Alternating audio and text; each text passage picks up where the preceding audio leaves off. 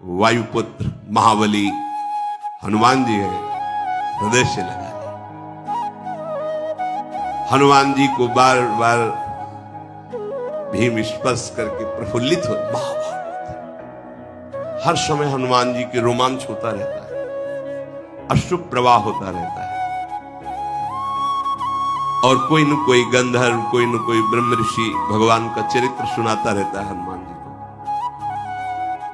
ऐसे महाभागवत अद्वितीय है। प्रभु की सेवा प्रधान धर्म, रोम रोम में सिया राम जिनके बसे हुए। यत्र यत्र रघुनाथ कीर्तनम तत्र तत्र कृतमस्त कांजलम वाष्पवारि परिपूर्ण लोचनम। बड़ी अपार श्रद्धा है महाभागवत। जो हनुमान जी को किसी शक्ति विशेष का रूप देख करके फिर वो ये बात नहीं समझ पाता। महाभागवत प्रेम प्लावित हृदय हर समय प्रभु के प्रेम में डूबे रहते हैं। इसलिए कदली वन में एकांत, कभी भगवान के चरित्र को सुन रहे हैं, कभी भगवान के नाम कीर्तन में, कभी रूप में, कभी उनके लीला गुणों में डूब करके अशुभ प्रवाह करते हैं। भीम जी बार बार स्पर्श कर रहे तो बहुत सुख मिल रहा है। महाभागवत के स्पर्श से परम सुख मिलता है। भीम जी की भी आंखों से अशुभ प्रवाह हो रहा है, क्योंकि रंग चढ़ता है ना। बार बार हनुमान जी के चरणों में प्रणाम करते, फिर खड़े हो जाते, फिर दर्शन करते, फिर प्रणाम करते। आहा, आज मेरे समान कोई बड़भागी नहीं भीम जी के, क्योंकि आज मुझे महाभागवत ज्येष्ठ भ्राता महाबली हनुमान जी का दर्शन हुआ। आपने मुझ पर बड़ी कृपा की, अपना जान करके आपने दर्शन दिया। अब एक प्रिय कार्य आपसे कराना चाहता हूं। मेरे हृदय में जब मैं आपकी चर्चा सुनता तो ये लगता कि मैं अपने भ्राता का वो रूप कब देखूंगा जो लंका में प्रकाशित किया, जिस रूप में जानकी जी के सामने। जानकी जी से कह रहे थे कि आप चिंता न करो, वाल्मीकि रामायण में, ये आपका दुख देख करके कहीं मेरा क्रोध ना उमड़ पड़े। मां, विनाश कर दूंगा इस लंका का यदि क्रोध आ गया, और मैं डर रहा हूं कि कहीं भगवान की आज्ञा का उल्लंघन न हो जाए। जानकी जी ने कहा, यही रखवाले इतने बड़े बड़े हैं कि बेटा आप उनसे पार नहीं पा सकते। उन्होंने कहा, मां यदि अपने हृदय में सुख धारण करो तो ये पुत्र आपको। जानकी जी ने अति लघु रूप धरेऊ हनुमाना, पैठा नगर सुमिर भगवाना। डाल पे छोटे रूप में जैसे वानर रूप, ऐसे तो जानकी जी सो इतने विकराल भयानक दे। कनक भूधराकार शरीरा समर भयंकर, टांगों के नीचे लंका, वो भयानक रूप। और जब दहाड़ कर दे तो फट जाए आकाश, ऐसा अपार कि जिनका छोटा करो नहीं सब देख ले, वो भयंकर। मैं एक और प्रिय कार्य कराना चाहता हूं। मेरे हृदय में बहुत समय से है कि मैं अगर कभी अपने भ्राता से मिला तो मैं वो रूप देखना चाहता हूं। मकराले समुद्र को लांग करके लंका में प्रवेश करना, लंका को भस्म करना, मैं वो आपका विकराल रूप देखना चाहता हूं। मुझे बहुत सुख होगा। वैसे हमारी आप पर बड़ी श्रद्धा भी, और आप मेरे बड़े भ्राता भी हैं, तो दोनों से मैं अधिकारी होता हूं। जब श्रद्धा प्रबल हो तो गूढ़ तत्व तो महापुरुष जन नहीं दुरा सकते। तो मेरी श्रद्धा भी आप पर प्रबल है और मैं आपका भ्राता भी हूं। हनुमान जी हंस पड़े, कहा, भैया नहीं नहीं, उस रूप को तुम्हारे देखने की सामर्थ्य नहीं है। कोई भी त्रिभुवन में उस रूप को देखकर धैर्य धारण नहीं कर सकता। और फिर वो समय कुछ और था, अब समय कुछ और है। छोड़ो बात। देखो, युग धर्म का प्रभाव होता है। हनुमान जी महाराज ने कहा, वो त्रेता था, उस समय का प्रभाव कुछ अलग था। अब धीरे धीरे ये द्वापर का समापन होने जा रहा है, कलयुग आ रहा है, इसके प्रभाव से सब कुछ नष्ट हो जाएगा। अब वो मेरे में सामर्थ्य कहां कि मैं रूप दिखा सकूं तुम्हें शाम, जैसे वो कह रहे थे मैं बूढ़ा हो गया हूं कैसे उठूं, ऐसे ही छुपाना चाहते हैं कि काहे को भयभीत हो जाएंगे अभी देख के। पर्वत नदी वृक्ष सिद्ध देवता महर्षि ये सभी युग धर्म का अनुसरण करते हैं। युग धर्म के अनुसार शरीर बुद्धि बल साधना बल इन सब में न्यून या अधिकता आती है, जैसा समय होता है उसके अनुसार।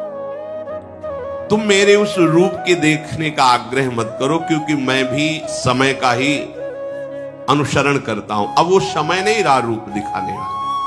भीमसेन ने कहा प्रभु आप ऐसा समय को क्यों इतना बलवान बता रहे हैं, आप तो सर्व सामर्थ्यशाली हैं। हनुमान जी ने कहा था पहले सतयुग था, उस सतयुग में उस समय में सबके अंदर धर्म था, इसीलिए उसका नाम कृतयुग पड़ा। सब धर्म युक्त आचरण करते थे, कोई एक भी नहीं था जिससे पापाचरण हो। मनुष्यों में सब धर्मात्मा थे और सब ध्यान परायण थे। सतयुग में प्रधान साधना ध्यान की थी। तदाकार वृत्ति प्रभु में कृतम एव सर्व शुभम यस्मिन युगे कृतयुगे, जिसमें केवल शुभ ही शुभ धर्म में कर्म हो उसका नाम कृतयुग मतलब सतयुग। कहीं भी किसी व्यक्ति में धर्म का ह्रास नहीं देखा जाता था। माता पिता के रहते हुए संतान कभी नहीं मरती थी, लेकिन समय का परिवर्तन सबका परिवर्तन कर देता है। धर्म का ह्रास होने लगता है, माता पिता के सामने बालक मरने लगते हैं। कृतयुग में कोई द्वेष नहीं करता था, भेदभाव नहीं था, किसी भी अन्न का दूध का क्रय विक्रय नहीं होता था, बेचना खरीदना ये सब। ये तो हम अपने बाल्यावस्था में भी ऐसे कुल में पैदा होकर दूध बेचता है, अपराध सा साबित होता था। गाय का जिससे दूध आदि ये तो व्यवहार में बंटता था। 8-10 जैसे गाय है तो आसपास के 2-4 लोग दूध ले जाना मठा ले जाना, ये ऐसे व्यवहार में, बेचने का नाम नहीं। दूध घी बेचना मतलब एक तरह से न्यून माना जाता था, ये ठीक नहीं है, वो अपने धर्म से नहीं चलता, दूध बेचता है ऐसा माना जाता था।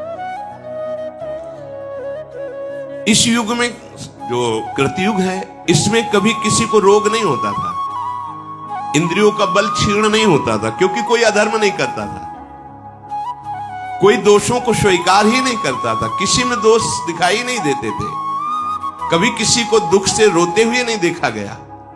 सब धर्म परायण, किसी में घमंड नहीं देखा गया, किसी में धर्म विरुद्ध विकार नहीं देखा गया, कहीं कोई कलह विग्रह झगड़ा ये सब नहीं देखा गया। सब योग का आश्रय लेकर परब्रह्म परमात्मा भगवान श्री हरि के ध्यान में निमग्न रहना, सदा सबकी वृत्ति प्रभु में लगी रहती थी, सब प्रभु की सेवा में, सब सनातन धर्म के अनुयायी। अब जब त्रेता लगा तो उसमें एक चरण का धर्म का नाश हो गया। भगवान की उपासना भी त्रेतायाम यजते मखई, प्रधान यज्ञ क्रिया हो गई। पहले में ध्यान, दूसरे में यज्ञ क्रिया हो गई। यज्ञ करना, धर्म करना, सत्कर्म करना, संकल्प करना, वेदोक्त दूसरों को दान करना, ये ऊपर नहीं, ऊपर सब एक ही धर्म में भगवत चिंतन परायण, सब स्वस्थ, कहीं किसी में कोई अधर्म नहीं। लेकिन त्रेता में ऐसा, त्रेता युग में दान तपस्या यज्ञ और धर्मयुक्त आचरण पर क्रिया परायण। जब द्वापर लगा तो 2 धर्म के चरण क्षीण हो गए। इसमें पूजा प्रधान हुई। ऋक यजु साम अथर्व वेद को 4 भागों में बांटा गया।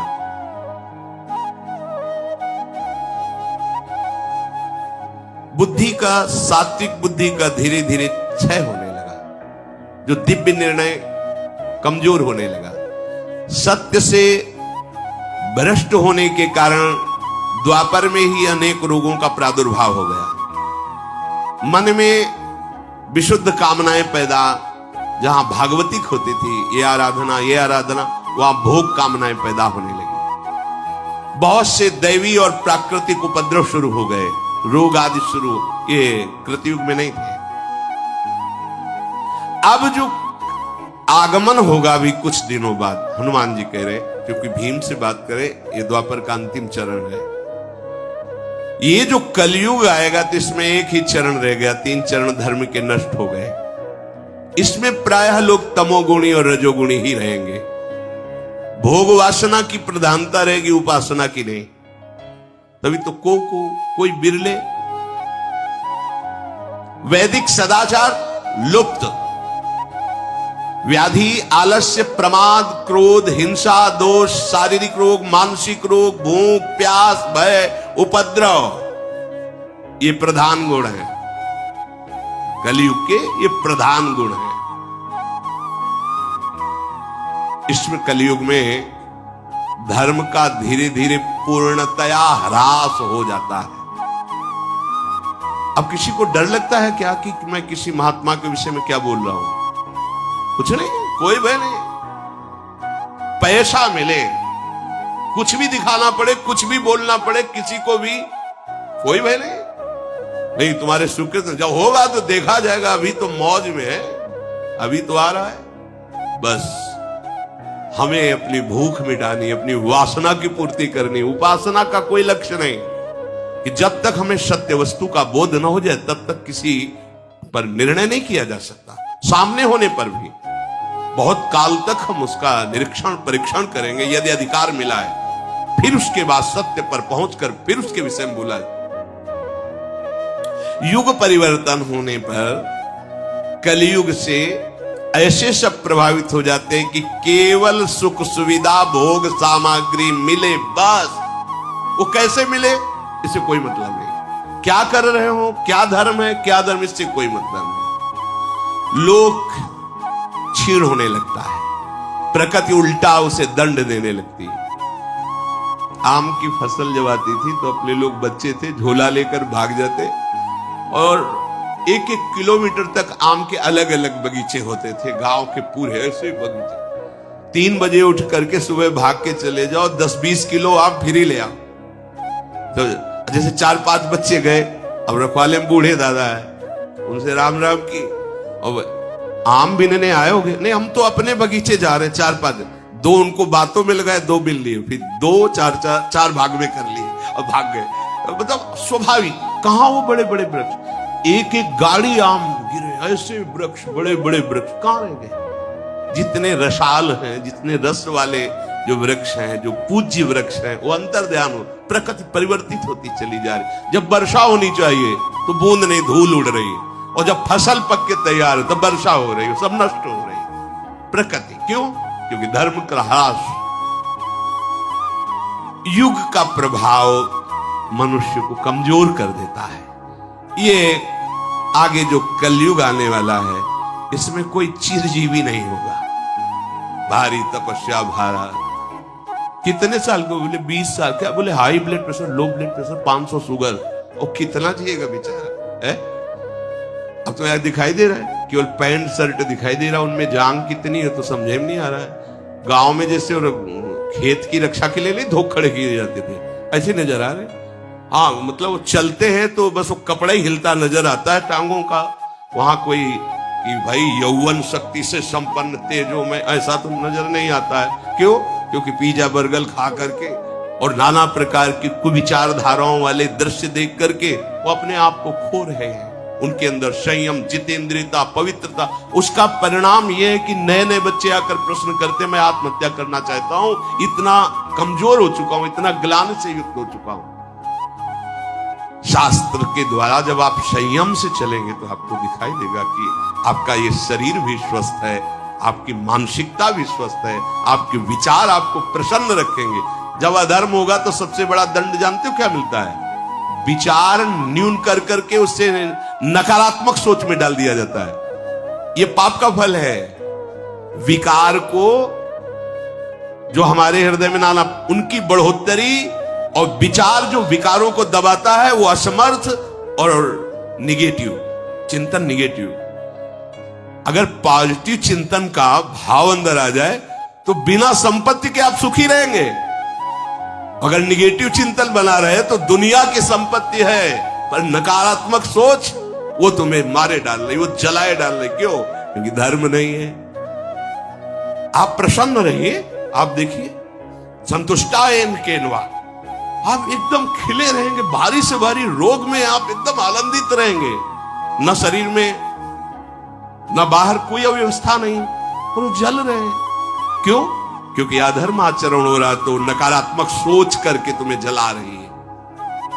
शत्रुदमन, अब तो हमारे पहले वाले रूप देखने की बात छोड़ दीजिए। भीमसेन ने कहा, अब बहकाइए मत प्रभु, मैं बिना आपका वो रूप देखे संतुष्ट नहीं होऊंगा। आप कृपा करें और मेरे सामने वो रूप प्रकाशित करें। जब भीमसेन ऐसा कहने लगे तो भगवान मुस्कुराए और बहुत जोर से आवाज की, जय श्री राम। दृष्टि अंत ही नहीं नजर आ रहा है कि हनुमान जी का मुखारविंद कहां है। वो भयंकर रूप धारण किया। उनकी लंबाई, चौड़ाई, ऊंचाई, तीनों चीजें नहीं देख पा रहे भीम। कितना चौड़ा शरीर, कितना लंबा, भीम नहीं देख पा रहे। कदली वन को लांघकर गंधमादन घुटनों तक आ गया। गंधमादन पर्वत, ऐसा नहीं है, गंधमादन पर घुटनों तक आ गया। हनुमान बोले बस करें और बढ़ाएं। उनका इतना विशाल स्वरूप दे, लाल आंखें, विकराल दाढ़े, और उनकी श्वास ऐसी चल रही थी जैसे प्रचंड तूफान चल रहा हो। हनुमान जी की श्वास, भौहें तन गई, क्योंकि विकराल रूप देखना चाहते थे। और पूंछ को हिलाकर जो फटकारा, ऐसा लगा कि आकाश फट जाएगा, ऐसी आवाज प्रकट हुई। हनुमान जी के सामने जैसे सहस्त्र सूर्य उदय हो गए, ऐसा तेज प्रकट है। पूरे कंचन वरण विराज सुविशा, सुवर्ण में मेरु पर्वत 4 लाख योजन का है, छाती के सामने है, और ऊपर हनुमान जी। भीमसेन की आंखें बंद हो गई, घबराहट पैदा हो गई।